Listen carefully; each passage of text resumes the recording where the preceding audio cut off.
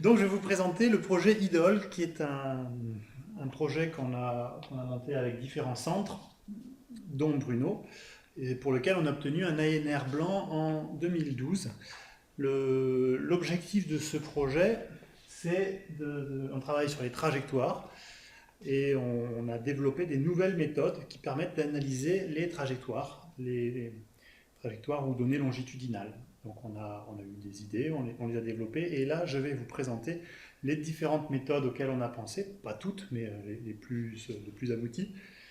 Voilà. Donc dans ce projet ANR, il y avait deux phases. Une première phase méthodologique où les statisticiens ont planché pour inventer les nouvelles méthodes, et puis maintenant on rentre dans une deuxième phase où là les statisticiens vont se reposer, on va donner les outils aux médecins, aux épidémiologistes, afin qu'ils puissent travailler en utilisant nos nouveaux outils. Et donc je pense que ça mérite d'être noté, c'est probablement la première conférence, premier séminaire où il y a de l'argent à gagner. Nous avons 10 000 euros pour vous. C'est pas une blague, c'est que dans le budget ANR, il est prévu une somme de 10 000 euros pour la suite de l'étude et pour Bruno Falissard. Donc il y a 10 000 euros à gagner. Le jury est composé de Bruno Falissard et Bruno Falissard, mais on a vraiment les sous pour embaucher un ingénieur d'études, de recherche, de ce que vous voulez pendant 3-4 mois pour appliquer les méthodes que je vais vous présenter maintenant sur vos données. À voir avec le jury. Très rapidement, est-ce que tout le monde sait ce que c'est que les données longitudinales, les mesures répétées? Ou j'explique un tout petit peu. Ah ouais, je sais qu'il y a une caméra, mais je m'en moque. Je suis assez informel, donc si à un moment des choses qui ne sont pas claires, vous m'interrompez, on en discute. C'est mieux plutôt que de passer tout le reste du séminaire à se demander de quoi je parle. Donc tout le monde a déjà vu, je vais faire un rapide rappel. Donc une trajectoire, c'est quoi? Les mesures répétées, c'est quoi? C'est que je mesure un phénomène et je mesure tous les ans. Donc là, je mesure l'agressivité chez les enfants entre 6 et 15 ans. Donc l'agressivité à 6 ans, l'agressivité à 10 ans, et ainsi de suite. Donc cet enfant a un score d'agressivité de 2 à 6 ans, puis de 2 à 10 ans, et ainsi de suite. À 12 ans, son score d'agressivité passe à 1, et ainsi de suite. En épidémiologie, on ne travaille jamais sur une personne, on travaille sur beaucoup de gens. Donc j'ai rarement une trajectoire, j'ai plein de trajectoires. Et quand j'ai plein de trajectoires, je ne peux plus rien en dire. J'en ai 1700. Et donc il y a des gens très intelligents qui se sont dit, plutôt que de travailler sur 1700 trajectoires, je vais regarder s'il y a des gens qui se ressemblent, et les gens qui se ressemblent, je vais les rassembler. Donc je vais faire des clusters. Donc une méthode pour analyser les trajectoires, c'est de faire des clusters. Donc Richard Tremblay et Daniel Naggins ont clusterisé cet ensemble de trajectoires, et ils ont trouvé ça. Ils ont trouvé 4 groupes d'enfants, 4 groupes, et puis sur ces 4 groupes, ils en ont trouvé un premier, qui a le groupe 1, qui a une trajectoire d'agressivité haute.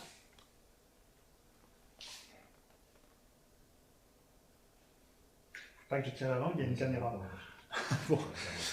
Il y a une trajectoire haute d'agressivité, donc des enfants qui sont agressifs à 6 ans et qui restent agressifs. Une trajectoire d'agressivité descendante, qui sont agressifs à 6 ans, puis ça descend. Une trajectoire d'agressivité, la numéro 3, faible, et qui continue à faiblir, et une trajectoire de non-agressif complet à 4 ans. Ça sert à quoi tout ça? Déjà, il y a un premier résultat, c'est qu'on aurait pu s'attendre, ça fait scandale d'ailleurs quand c'est sorti, on aurait pu s'attendre à ce qu'il y ait des trajectoires montantes. Il n'y a pas de trajectoire montante. En tout cas, il n'y a pas une partie de la population significativement importante, suffisamment importante pour qu'on observe des trajectoires montantes. Donc les tendances, c'est à la baisse. Ce n'est pas des travaux isolés, hein. Ça a été confirmé dans plein de pays, ça a été confirmé par des historiens. Donc on observe, malgré ce que peuvent nous dire les médias, on observe que la violence chez l'individu au cours de sa vie va en diminuant, de manière générale. Deuxième intérêt d'un partitionnement, c'est que si je regarde l'agressivité à l'âge de 6, de 10, de 11, et que j'ai envie par exemple de prédire l'alcoolisme à l'âge adulte, je fais une régression logistique, n'est-ce pas? J'ai oublié de changer le mot. Je fais une régression logistique, j'essaye d'expliquer l'alcool en fonction de l'agressivité à 6 ans, plus l'agressivité à 10 ans, plus l'agressivité à 11 ans, et ainsi de suite. Mais les statisticiens vous diront qu'il n'y a aucune chance que ça converge, parce que j'ai une corrélation beaucoup trop forte entre mes différents scores d'agressivité. Donc là, c'est comme si je rentrais 6 fois la même variable, ça ne converge pas. Qu'est-ce que je fais avec mon partitionnement? Eh bien, je transforme mes 6 mesures répétées d'agressivité, j'avais 6 mesures, je les transforme en une seule mesure, qui va être le groupe. Donc au lieu de mettre les 6 mesures, je mets une seule variable qui est le groupe. Et donc là, je vais pouvoir expliquer l'alcool, non pas en fonction de 6 mesures, mais en fonction d'une seule, qui est ma trajectoire d'agressivité. Donc je vais pouvoir construire un modèle. Alors l'alcool, en fonction de la trajectoire d'agressivité, c'est une des choses qu'ils ont fait, et ils se sont rendus compte que être dans la trajectoire d'agressivité haute, ça a augmenté fortement les chances, ou les malchances, d'être alcoolique, d'avoir fait une tentative de suicide, d'avoir un niveau d'études faible, et ainsi de suite. Donc ils ont établi comme ça tout un tas de choses qui étaient liées au fait d'être dans la trajectoire haute. Premier effet. Deuxième effet, ils ont utilisé aussi la trajectoire d'agressivité en variable à expliquer, et donc ils se sont demandé pourquoi certaines personnes sont dans la trajectoire d'agressivité haute, pardon. Donc ils ont regardé le CSP, le revenu, le chômage, le fait d'avoir une mère à 16 ans, le fait d'être en crèche, et ainsi de suite. Et puis il y a des choses qui sont sorties qui étaient un petit peu surprenantes. Par exemple, le fait d'être en crèche. Le fait d'être en crèche, ça protège de la trajectoire d'agressivité haute. Voilà. Je ne vais pas rentrer dans les détails de leur étude, hein, ça leur appartient. Ce que je veux juste montrer, moi, c'est qu'à partir d'une sorte de fagot absolument incompréhensible, on partitionne, on trouve des groupes. À partir de ces groupes, on peut utiliser des régressions logistiques, des régressions linéaires, tous les modèles classiques, qui vont nous permettre de dire la trajectoire haute est associée à telle et telle autre variable, et pour prévenir la trajectoire haute, on va utiliser telle ou telle variable.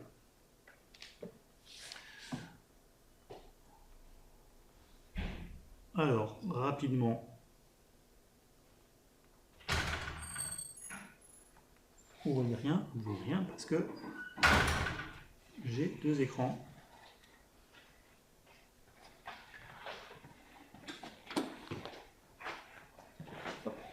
Donc rapidement, voilà R. Non, j'ai presque réussi à vous mettre R.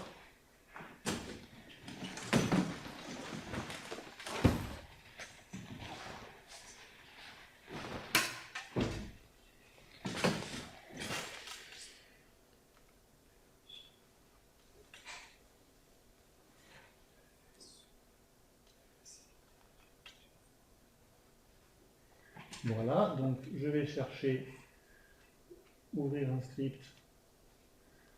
Voilà l'intégralité de mon répertoire, n'est-ce pas? C'est confidentiel, Bruno, KML et KML3D, voilà. Donc, j'exécute mon script. Donc voilà des données qui représentent le handicap chez l'enfant, le grand prématuré. Alors l'échelle ici n'est pas correcte, mais on regarde ensuite le Strength and Difficulty Questionnaire, donc le degré, la sévérité du handicap, les grands prématurés, 26 semaines. 26 semaines, c'est la limite de la viabilité, mais on arrive beaucoup sont sauvés, et on regarde leur devenir. Donc est-ce qu'ils vont être le degré de handicap social, cognitif et mouvement, donc on le mesure. Et on regarde tout ça. Donc on obtient ça, on ne peut pas en dire grand-chose. Qu'est-ce qu'on va faire? Qu'est-ce qu'on va faire? On va le partitionner.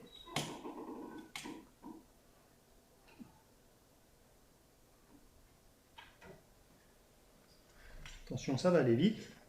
On va le partitionner. Voilà, donc en utilisant Commons. Et on obtient 4 clusters. Un premier cluster d'enfants qui naissent avec beaucoup de difficultés et qui vont continuer à éprouver beaucoup de difficultés tout au long des 3 premières années de vie. Un deuxième cluster d'enfants qui naissent avec des difficultés, mais ça va aller de mieux en mieux, légèrement. Là, des enfants qui naissent, ça va bien. Et puis il y a le groupe D, ça va continuer à aller bien. Et il y a le groupe C, ça va aller de moins en moins bien. Donc à partir de là, le chercheur, le médecin se pose la question, pourquoi est-ce qu'ici j'avais des enfants qui n'allaient pas bien et certains sont allés de mieux en mieux alors que d'autres ont continué à aller pas bien? Et ça va être une réponse, une fois qu'on aura trouvé le déterminant, ça sera quelque chose d'assez important. Et puis ici c'est l'inverse, pourquoi il y avait plein d'enfants qui n'allaient pas bien, certains ont continué à aller... Je dis l'inverse.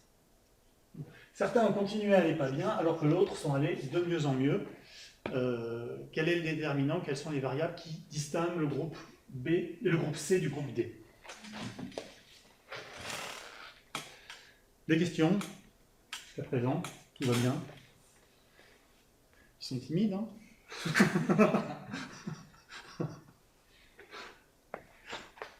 Ou très intelligents. Ça, c'était Camins. C'est ce que j'ai développé avec Bruno il y a longtemps.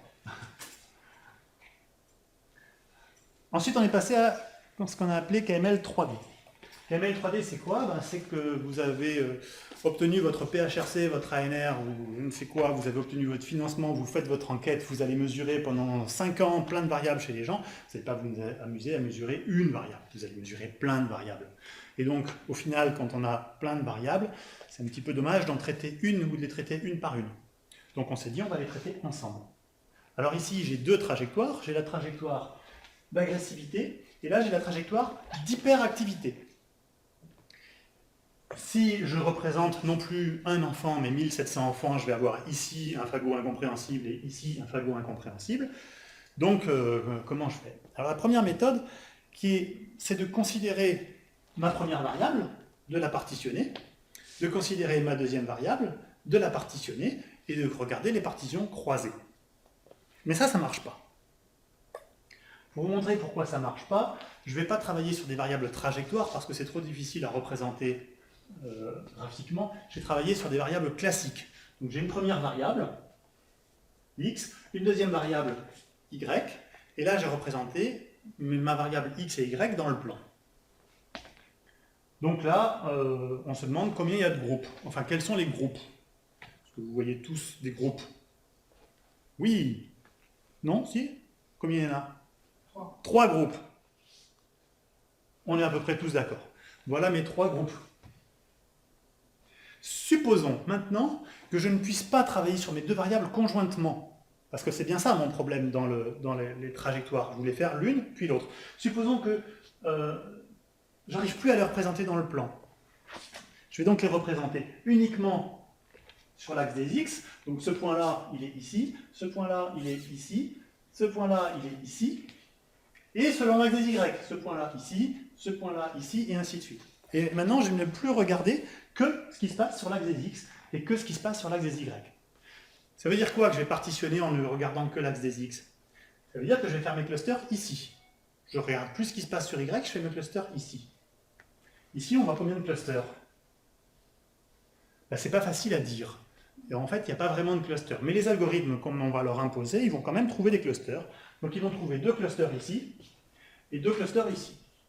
Et ensuite, quand je vais regarder ce que ça donne au niveau des données, les partitions croisées, là, ici, je vais avoir des gens qui vont être dans le cluster rouge et rouge, ici dans le cluster rouge et bleu, et ainsi de suite. Et voilà quelles vont être mes partitions croisées. Donc en travaillant avec les partitions croisées, je vais définir 4 clusters. 1, 2, 3, 4. Je vois à vos airs ébahis que, ou postprandial, que vous êtes d'accord avec moi, les 4 clusters trouvés ne sont pas les bons.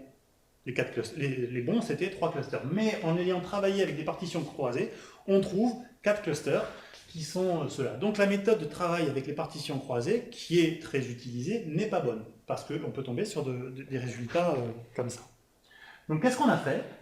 Eh bien, on s'est dit, plutôt que de partitionner mes trajectoires, classiquement dans le plan, je vais me plonger dans un espace à 3 dimensions, et je vais représenter non plus mes trajectoires en 2D, non plus une variable trajectoire en 2D, mais 2 variables trajectoires en 3D.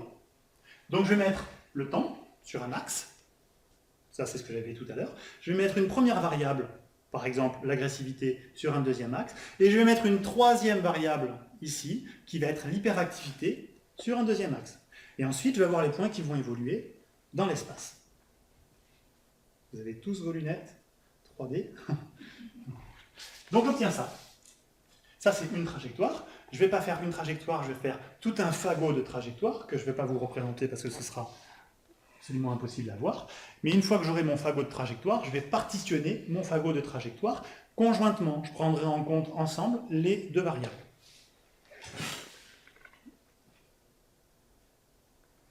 Démonstration.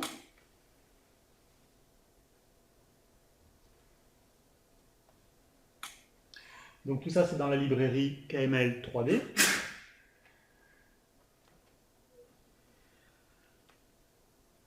J'ai des données.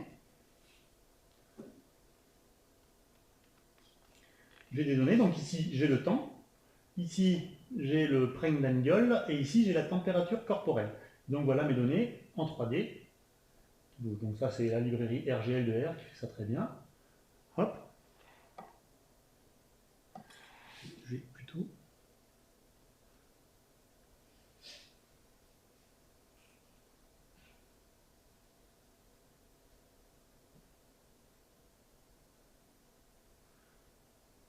Voilà, c'est plus facile pour moi. Donc voilà les librairies 3D.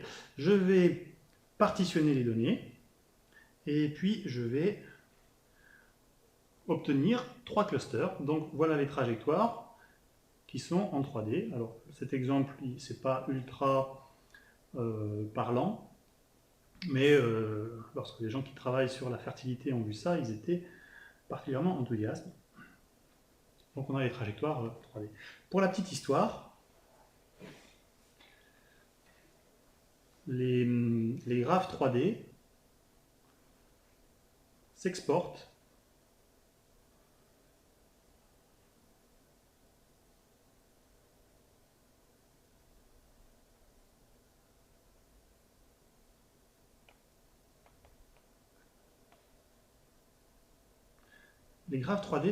dans les articles PDF. Donc voilà un article qui a été accepté par Journal of Statistical Software. Après 3 ans d'attente, je tiens à le dire quand même. Et donc c'est du PDF. Hein. Qu'est-ce qu'il fait? Pardon, excusez-moi.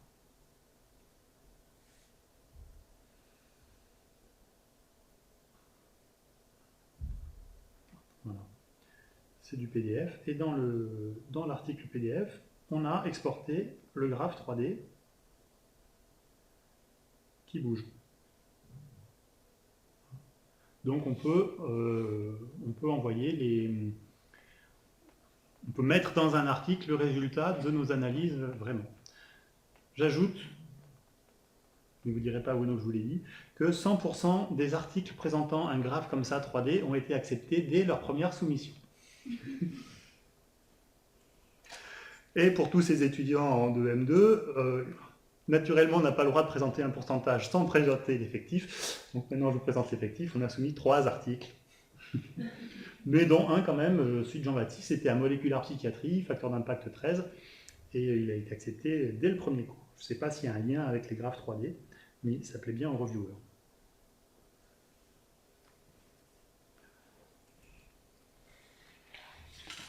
Donc tout ça, ça a été déjà publié. Mais ça fait partie du projet ANR, et donc si vous avez des données et vous pensez que KML 3D est applicable, pourrait donner quelque chose d'intéressant, c'est pour ça qu'on a les sous. KML Shape, ça c'est un troisième axe méthodologique. C'est notre petit dernier. C'est la première présentation publique, au-delà de notre petite équipe. Question, quelles sont les trajectoires qui se ressemblent? Puisque dans tout ce qu'on fait, l'objectif c'est de regrouper des gens qui ont des trajectoires qui se ressemblent. C'est l'axiome, c'est notre travail de base. Quelles sont les trajectoires qui se ressemblent? Les avis divergent. Quelqu'un qui peut me dire, je peux poser une vraie question, quelles sont les trajectoires qui se ressemblent, selon vous? Là j'ai bleu foncé, bleu clair, rouge, orange. Lesquels? Rouge et bleu. Rouge et bleu se ressemblent, et bleu clair et orange se ressemblent. Est-ce que tout le monde est d'accord? Bon, alors, la suite ne va présenter pour vous aucun intérêt. Effectivement, c'est les trajectoires qui se ressemblent, et c'est les trajectoires que tous les algorithmes classiques vont mettre ensemble. Tous les algorithmes classiques vont mettre rouge et bleu ensemble, et bleu clair et orange ensemble. Mais ça pourrait être intéressant de mettre ensemble bleu et bleu clair, et rouge et orange. Par exemple, si ça c'est une maladie, et si ça c'est la sévérité d'une maladie, on a quoi comme trajectoire? On a quelqu'un qui a été malade en mars, qui a été légèrement malade. Quelqu'un qui a été malade en juin, qui a été légèrement malade. Et puis on a quelqu'un d'autre qui a été malade en mars et qui a été fortement malade. Et quelqu'un d'autre qui a été malade en juin et qui a été fortement malade. Qu'est-ce qui nous intéresse vraiment? Savoir que la personne a été malade en juin ou en mars, ou savoir que la personne a été fortement malade ou faiblement malade? Ça dépend des cas. Dans certains cas, l'intérêt, ça peut être mars et juin. Si vous êtes ministre de la Santé, qu'il vous faut prévoir le bon médicament au bon moment, ben vous avez besoin de savoir quand les gens sont malades. Si maintenant on est en train de chercher à différencier les patients, ça peut être plus intéressant de distinguer les malades qui vont être légèrement malades et pour lesquels il n'y a besoin de rien du tout, et les malades qui vont être fortement malades. Donc on a envie de partitionner la population non pas en fonction du moment où les gens tombent malades, mais en fonction de l'évolution de la maladie, indépendamment du moment où ça apparaît. Mais vous avez raison, classiquement, tous les algorithmes vont dire, moi je trouve un groupe bleu et rouge ici, et je trouve un groupe bleu clair et orange ici, alors que, donc voilà, ça c'est les groupes qui ont été définis, alors que nous, on aurait envie de dire,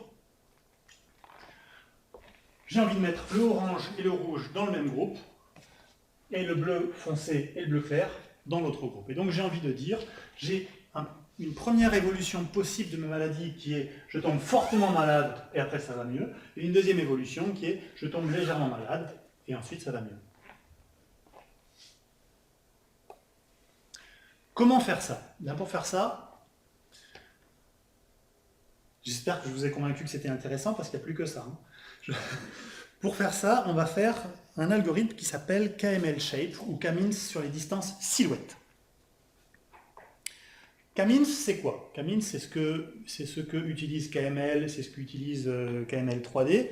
C'est un algorithme assez classique, on l'appelle l'algorithme des moyennes flottantes, en bon français de France.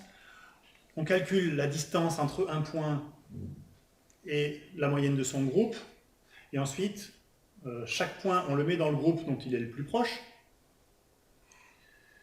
puis on calcule la moyenne du groupe, et on recommence. Donc je calcule les moyennes du groupe, puis j'affecte les points au groupe le plus proche, je recalcule les moyennes des groupes ainsi définis, et ainsi de suite. K-means sur distance silhouette, eh bien pour faire ça, il nous faut... Pardon, je suis en train de revenir en arrière.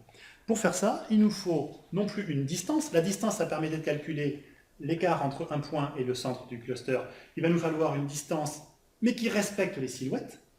Et ensuite, il va nous falloir une moyenne, mais une moyenne qui respecte les silhouettes. Voilà deux trajectoires. Si je calcule la distance classique entre mes deux trajectoires, eh bien je prends à chaque point l'écart, et puis je fais, selon les cas, je prends le maximum pour la distance maximum, ou je prends la somme des carrés des écarts pour la distance euclidienne, mais voilà la distance entre ces deux trajectoires. Et donc, moi je trouve qu'elles se ressemblent, mais si je prends une distance classique, ben, elles vont être loin l'une de l'autre, parce que les pics sont légèrement décalés. Il se trouve qu'il y a un mathématicien français du 19e, je crois, qui s'appelle Fréchet, Maurice Fréchet, je ne sais plus, qui avait établi une autre distance, qui est, au lieu de regarder les courbes point à point verticalement, mais en gros, on peut regarder les courbes point à point, mais en variant les sens. Donc, quand je suis ici, je regarde quel est le point le plus proche de moi sur l'autre courbe, mais pas nécessairement en prenant la direction verticale. Et donc, quand je suis tout là-haut, je n'ai plus besoin de me comparer avec ce point-là, mais je peux me comparer avec le point là-bas. Et donc, la distance de Fréchet va nous permettre de dire cette courbe et cette courbe se ressemblent au niveau de la forme, même si la distance classique me dit qu'elles sont loin. Alors, la question que je me pose, c'est I1, de qui est-il le plus proche? Est-ce qu'il est le plus proche de A ou est-ce qu'il est le plus proche de B? Derrière la question de plus proche, il y a la question de dans quel groupe je vais le mettre. avec qui je vais le mettre. Est-ce que je vais le mettre avec les gens qui sont dans le groupe A, ou est-ce que je vais le mettre avec les gens qui sont dans le groupe B?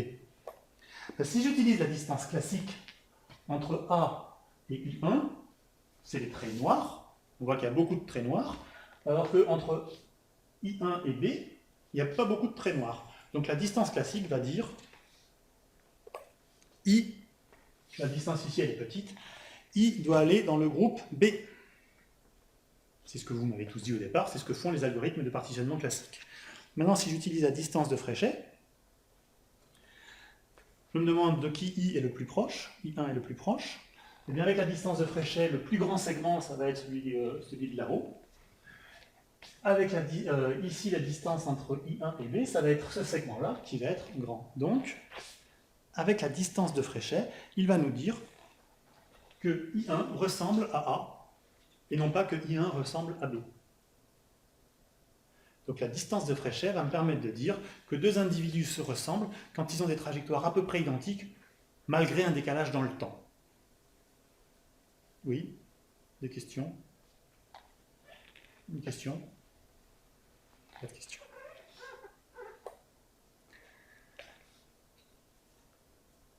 Ça, c'est juste pour dire que la distance de Fréchet va nous permettre de faire ce que la distance euclidienne ne fait pas. Donc j'ai réussi à définir une distance qui va me permettre de rassembler des gens qui se ressemblent selon la forme. Je vais maintenant m'attaquer au deuxième problème, qui est calculer une moyenne qui va respecter la forme. Parce que si j'ai plein de courbes qui sont légèrement décalées les unes par rapport aux autres, et que je calcule la moyenne de ces courbes, j'obtiens un truc tout plat. J'obtiens un truc tout plat. Donc il faut que je trouve une moyenne qui conserve la forme. Donc pour ça, je vais encore utiliser Fréchet. Je vais calculer la distance de Fréchet entre deux courbes. Pour calculer la distance de Fréchet entre deux courbes, je trace tous les petits segments entre les couples ou les points, et je vais tout simplement prendre le milieu de ces petits segments. Je prends le milieu des petits segments entre mes trajectoires. Ça définit la trajectoire violette, et je vais définir cette trajectoire violette comme étant la moyenne de Fréchet entre deux courbes. Voilà la moyenne de Fréchet entre deux courbes. Si je prends ces deux courbes et que je calcule la moyenne de Fréchet, j'obtiens ça. Si je calcule la moyenne classique Euclide, j'obtiens ça. Donc là, on voit, au niveau des formes, la distance, la moyenne de Fréchet est beaucoup plus respectueuse de la moyenne de la forme que la moyenne d'Euclide. Là, j'ai défini la distance de Fréchet entre deux courbes. Maintenant, si je veux définir la distance de Fréchet entre n courbes, donc j'ai 1000 individus, j'ai donc une distance à définir sur 1000 individus, et que ces courbes ont été mesurées 10 fois chacune, par exemple, donc j'ai 10 temps de mesure, le temps de calcul, on appelle ça la complexité, ça va être t puissance n. Donc 10 puissance 1000 dans le cas présent. Ça veut dire quoi 10 puissance 1000? Supposons que donc la distance de Fréchet entre n courbes, c'est t puissance n. Si j'ai 30 mesures et j'ai 100 individus, c'est pas énorme, 30 mesures et 100 individus, c'est une petite étude. Eh bien, 30 puissance 100, ça fait 5,15 fois 10 puissance 147 opérations. 10 puissance 147 opérations. Ouais, mais maintenant on a des ordinateurs modernes, tout ça, on fait du big data, on demande au cloud, et puis on va regarder un petit peu quand même. Supposons que j'arrive à faire 1 milliard d'opérations par seconde, donc une opération par nanoseconde. Une opération par nanoseconde, j'ai donc 1 milliard d'opérations par seconde, j'ai 3600 secondes dans une heure, j'ai 24 heures par jour et j'ai 365 jours par an. Donc je divise mon 30 puissance 100 par 1 milliard, par 3200, par 24 heures, par 360 jours. Ça me prendrait 10 puissance 131 années. Mon 30 mesures sur 100 individus. Et si j'arrive à avoir un cluster de 1000 milliards d'individus, ça ne prendrait plus que 10 puissance 109 années, 119 années. On est dans des temps qui excèdent largement la durée de vie de l'univers. Donc, c'est beaucoup, beaucoup trop compliqué, avec une petite cohorte, la distance de Fréchet, la vraie distance de Fréchet. Donc, qu'est-ce qu'on a fait? Eh bien, on a pris une distance, la moyenne de Fréchet, pardon. La moyenne de Fréchet sur 30 mesures et 100 individus, c'est beaucoup trop compliqué. Donc, on a pris une moyenne de Fréchet approximative. Au lieu de prendre la moyenne générale du groupe, on a fait des moyennes 2 à 2. Donc j'ai pris 2 individus, j'ai calculé la moyenne de Fréchet. J'en ai pris 2 autres, j'ai calculé la moyenne de Fréchet. Et ensuite j'ai fait une moyenne des moyennes. Donc c'est un petit peu comme un tournoi de tennis. Sauf que les concurrences, c'est des trajectoires. Alors on a défini 3 méthodes. La première méthode, on l'appelle Random Hall. On dessine un tournoi de tennis, et puis chaque individu, on lui tire au hasard une place quelque part dans le départ, et puis on calcule la moyenne de 2 en 2 jusqu'à la moyenne finale. Pour les gens pressés, on a fait un random 8, où là on ne prend pas tous les individus, on en prend juste 8 au hasard, et puis on calcule la moyenne comme ça de 2 à 2. Ça ne donne pas de très bons résultats, parce qu'il y a une grande partie aléatoire. Si un individu qui a une trajectoire vraiment différente des autres et qui se retrouve dans le tableau final, ça donne des résultats pas terribles. Et puis on a utilisé aussi une solution déterministe, où on commence par faire une classification hiérarchique ascendante de tout le monde. Ça nous dit qui ressemble à qui. Et une fois qu'on a fait notre classification hiérarchique ascendante, eh bien on calcule notre moyenne de 2 en 2, mais en regroupant les gens qui étaient proches selon la classification hiérarchique ascendante.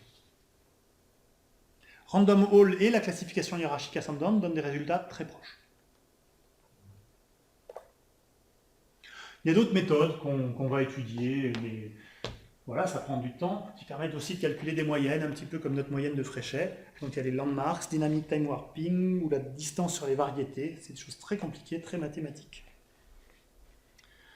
Alors, je retourne à mon petit logiciel préféré. Et je prends le deuxième fichier.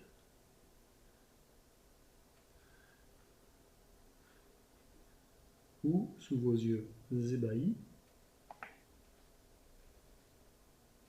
en première exclusivité mondiale, je vais faire tourner KML Shape. Donc voilà des trajectoires. Alors elles sont fabriquées artificiellement, hein. Et puis on voit qu'il y a des trajectoires qui montent et puis qui redescendent assez vite, mais il y en a un peu partout. Il y en a qui montent un petit peu ici, puis il y en a qui montent un peu plus tard, ainsi de suite. Puis il y en a d'autres qui montent beaucoup plus haut, et c'est pareil, ça commence un petit peu partout. Donc, je vais d'abord faire un partitionnement classique, et le partitionnement classique me donne 2 groupes. Le groupe rouge, qui correspond en gros à toutes ces trajectoires-là, qui montent entre 0 et 10, et puis le groupe bleu, qui correspond à toutes les trajectoires qui montent entre 10 et 20. Ça, c'est ce que font les partitionnements classiques, modèles de mélange ou tout ce genre de choses. Et je vais maintenant essayer KML Shape. Donc, on commence. Voilà, ça converge assez vite. Donc, alors, on ne le voit pas, mais à chaque fois que ça clignote, je vais le remettre, hein, je ne m'en lasse pas. Chaque fois que ça clignote, c'est qu'il vient de faire une étape, il vient d'affecter les individus dans un groupe, puis il regarde de quel groupe de quelle moyenne chaque individu est le plus proche, il réaffecte, il recalcule les moyennes, il réaffecte, ainsi de suite. Pour calculer l'affectation, il utilise la distance de Fréchet telle que je l'ai définie, et ensuite pour calculer la moyenne, il utilise la moyenne de Fréchet telle que je l'ai définie. Pour les gens un petit peu plus experts qui savent que la condition initiale, le départ est tiré aléatoirement, on peut très bien se retrouver avec des conditions initiales qui ne seront pas très bonnes. Donc voilà une condition pas très bonne, et puis on se rend compte que ça converge assez rapidement. Je ne sais pas si vous voyez, à chaque étape, il y a un petit peu plus de trajectoires hautes qui rejoignent le groupe vert, donc la trajectoire verte est de plus en plus haute.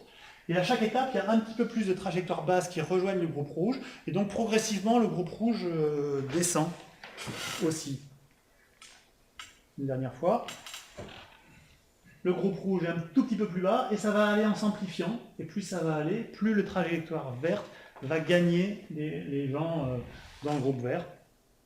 et et le rouge va gagner les gens dans le groupe rouge.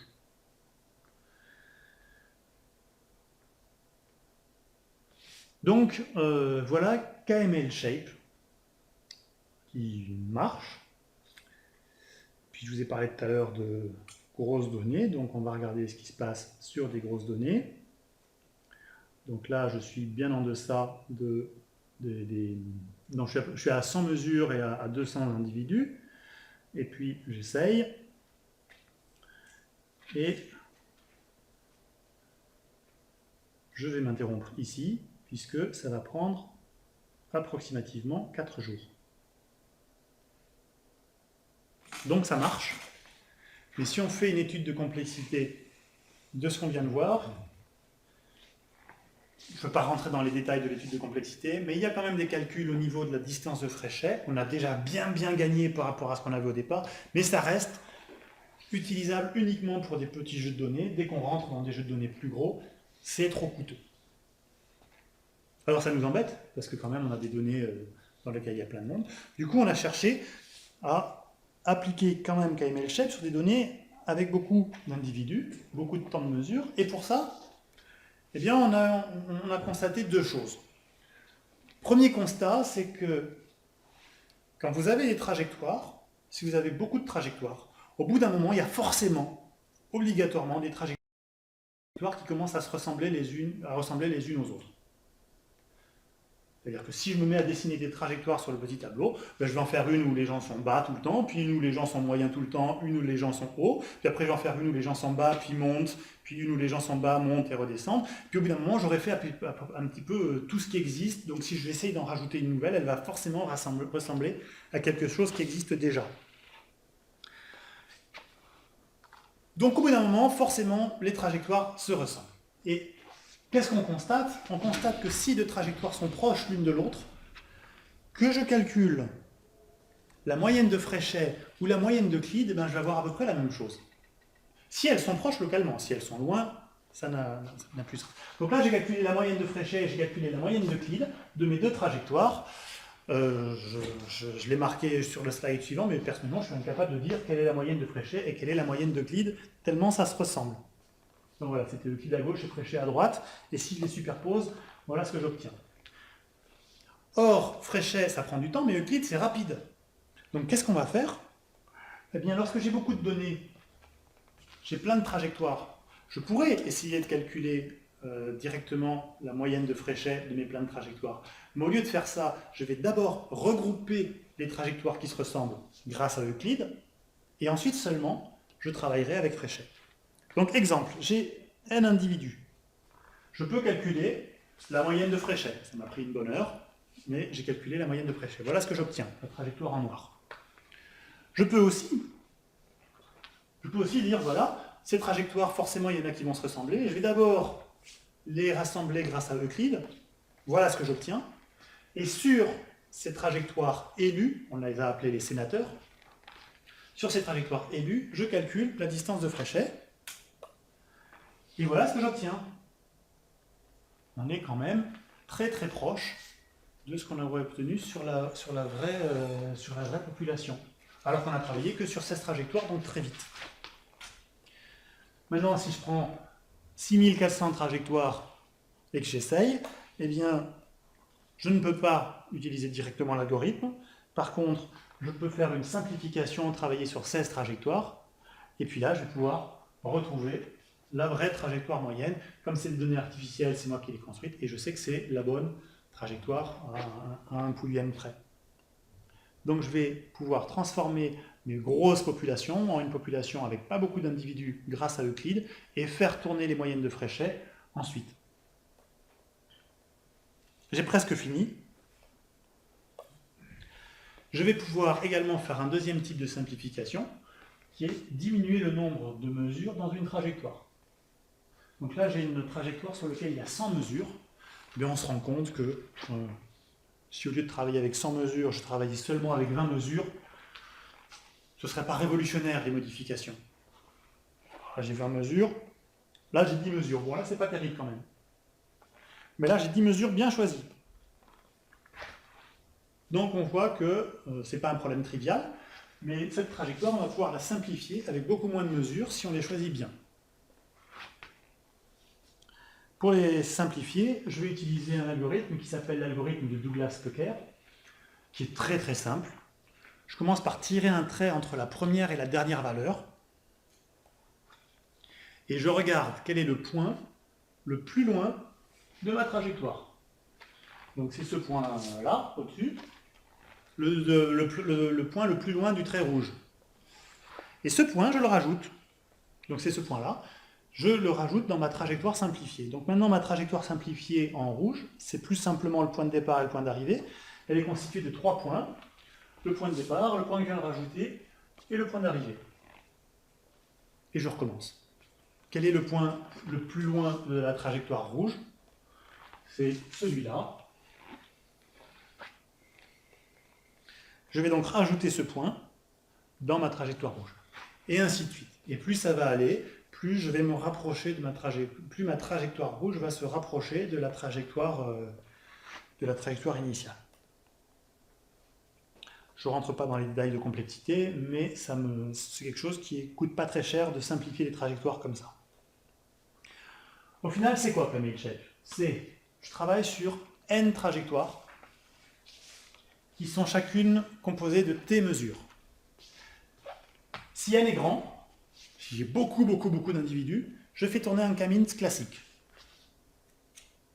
De ce K-means classique, je vais tirer n trajectoires, n0 trajectoires que je vais appeler les sénateurs, puisque c'est des trajectoires qui représentent une partie de la population, chacun d'entre eux. Ils sont composés de t mesures chacun. Si t est grand, eh bien, je vais simplifier mes sénateurs. Donc je vais utiliser Douglas-Pecker. Donc j'aurai simplifié le nombre d'individus, j'aurai simplifié le nombre de mesures, et là je vais pouvoir faire tourner KML-Shape en un temps tout ce qui est plus raisonnable. Ça va me donner une partition de sénateurs, mais que je vais naturellement pouvoir reprojeter sur la population. J'aurai donc partitionné ma population. Un dernier exemple, donc. Tout à l'heure j'ai essayé puis ça n'a pas marché. Je vais donc réduire le nombre d'individus. Donc là, je ne sais pas si vous avez vu, c'est déjà fait. Là, je lui demande 32 individus. Je le recommence pour voir la rapidité. Attention, vous êtes prêts? Ça y est, ça prend un quart de seconde à peu près. Et puis je regarde ce que j'obtiens. Donc voilà les individus qu'il m'a trouvés, donc les sénateurs. Par contre, ils ont été mesurés sur 100 points, donc je vais simplifier le nombre de trajectoires. Et là, j'ai simplifié en demandant 5 points par trajectoire. C'est un peu draconien quand même, 5 points par trajectoire, ça ressemble plus trop à des lois normales. Donc je vais augmenter, je vais lui proposer 10 points par trajectoire, c'est déjà mieux. Puis si je vais à 15 points par trajectoire, voilà, j'obtiens ça. Là, on est quand même très proche des données initiales. Donc je pars sur 15 points par trajectoire, et je fais tourner KML-Shape, et en quelques temps, il converge vers la bonne solution. Donc je suis parti d'une population super grande, super vaste, avec une complexité énorme. J'ai réduit le nombre d'individus, j'ai réduit le nombre de mesures, je fais tourner KML-Shape, et je retrouve la bonne solution.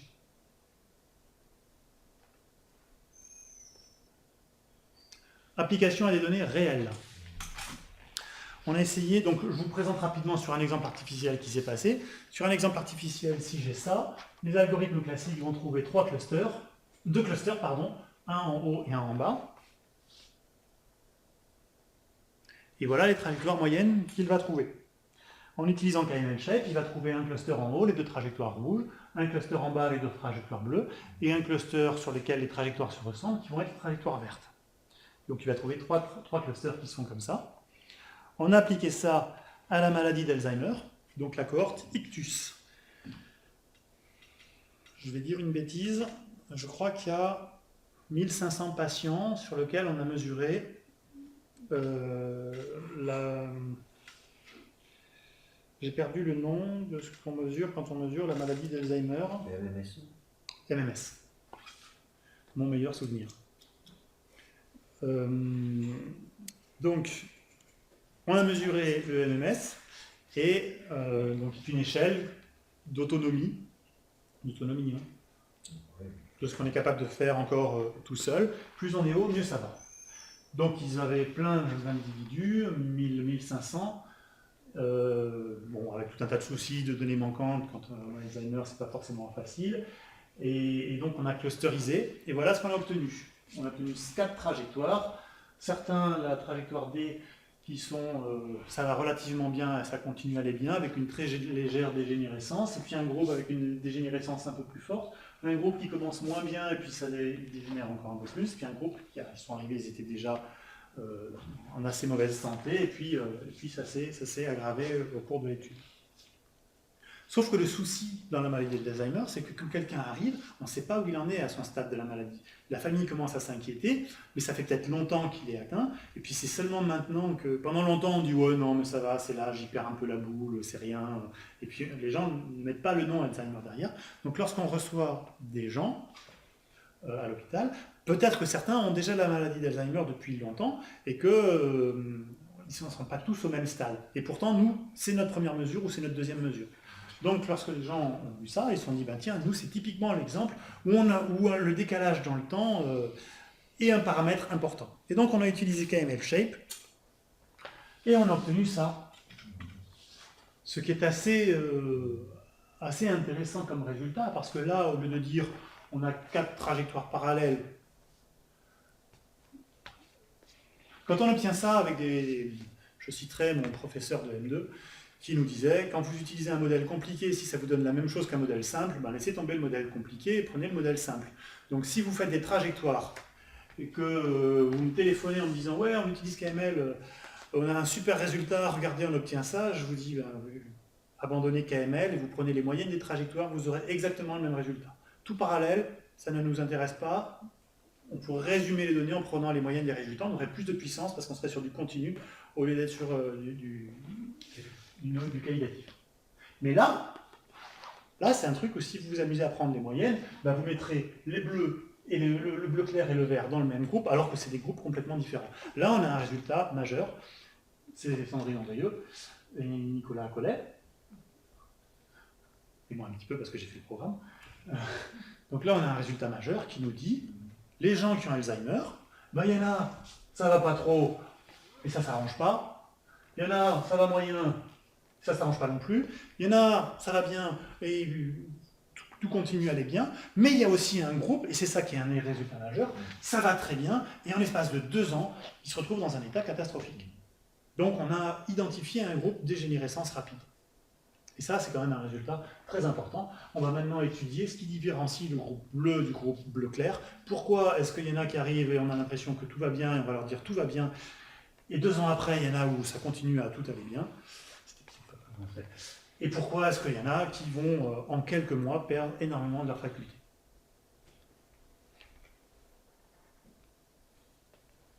C'est mon dernier slide. J'espère que ça vous a plu. Donc voilà KML Shape, voilà le premier résultat qu'on a réussi à obtenir.